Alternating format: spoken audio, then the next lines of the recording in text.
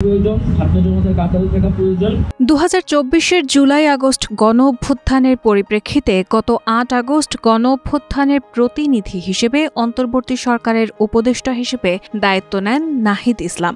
প্রায় ৭ মাসের ব্যবধানে গত ২৫ ফেব্রুয়ারি পদত্যাগ করেছেন তিনি। প্রধান উপদেষ্টা বরাবর পদত্যাগপত্রে নাহিদ ইসলাম লিখেছেন, আমার সশ্রদ্ধ সালাম গ্রহণ করুন। প্রথমেই আমি জুলাই গণ-অভ্যুত্থানের শহীদ ও আহত সহযোদ্ধাদের শ্রদ্ধাভরে স্মরণ করছি।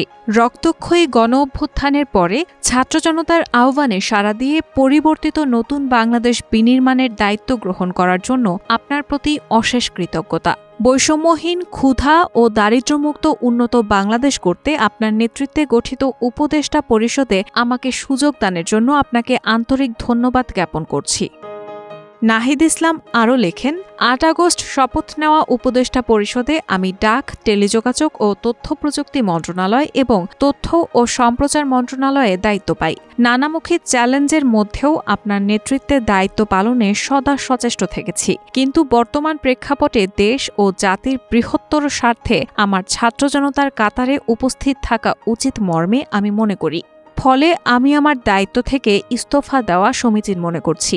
এজন্য ডাক, টেলিযোগাযোগ ও তথ্য প্রযুক্তি মন্ত্রণালয় এবং তথ্য ও সম্প্রচার মন্ত্রণালয়ের পদ থেকে অব্যাহতি চাচ্ছি।